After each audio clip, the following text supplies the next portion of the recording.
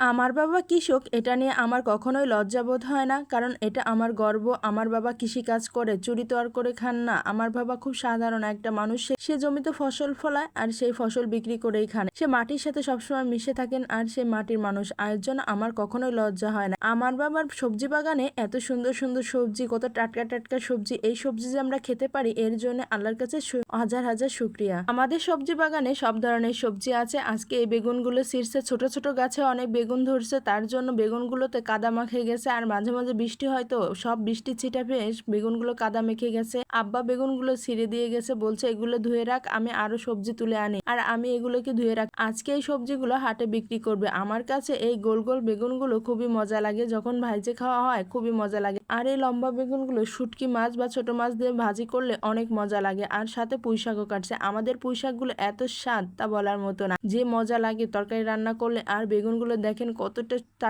এইমাত্র বাগান থেকে ছিঁড়ে আনছে, আর আমি পানি দিয়ে ধুইতেছি, এতটা সুন্দর কালার আসতেছে। আর এই বেগুনগুলোর সাথে অনেক কাটাও আছে। আমি খুব সাবধানেই বেগুনগুলা ধুইতেছি, কারণ এই বেগুনগুলা কাটাগুলো আমার হাতে ফুটে যাইতেছে মাঝে মাঝে, আর আমি হাত থেকে সেটা টেনে টেনে বের করতেছিলাম। আর এই বেগুনগুলো তাড়াতাড়ি ধুইতেছিলাম, এদিকে হাটের বেলা হয়ে গেছে। হাটের বেলা যদি পার হয়ে যায়, এই বেগুনগুলো বা সবজিগুলো বিক্রি করে সারতে পারবে না। আমাদের গ্রামে রবিবার আর বৃহস্পতিবার হাটবার হয়। এই দুইবারে অনেক সবজি বা সবকিছু আমাদের হাটে পাওয়া যায়। আর পুঁই শাকগুলোকে বারবার পানি ছিটা দিয়ে রাখতেছি, যাতে সতেজই থাকে। গ্রামের মানুষ যা কিছুই কিনবে না কেন বা যা কিছু বিক্রি করবে, হাটের দিনে বেশিরভাগ কিনতে পাওয়া যায়। আর এই সবজিগুলো দেখেন নষ্ট হয়ে গেছে, এগুলো আমরা রান্না করে খাবো, কেটে ছিঁড়ে যেটুকু থাকে, আর বাকিগুলো গরুকে দিয়ে দিব। আর আমার আব্বা আবার সবজি খেতে গেছে পুদিনা পাতা কাটার জন্য। এই পুদিনা পাতা আমাদের গ্রামের মানুষ অতটা বুঝেও না, বা এটা খায় কিভাবে সেটা জানেও না, এর জন্য এর কদরও নাই। এর জন্য দেখেন পাতাগুলো কত সুন্দর হয়ে ভুই ভরে রয়েছে, কিন্তু বিক্রি করতে পারতেছে না। কিন্তু এই পাতাগুলোর কদর আসলে শহরের মানুষের কাছে আছে। বড় বড় রেস্টুরেন্টে এই পাতাগুলো যে কতটা মূল্যবান আসলে তারাই বোঝে। এই পাতা দিয়ে বুরহানি বা কত ধরনের সুস্বাদু খাবার তৈরি করা হয়। আর এই পাতার যে ঔষধি গুণ আছে তা তো আর বলে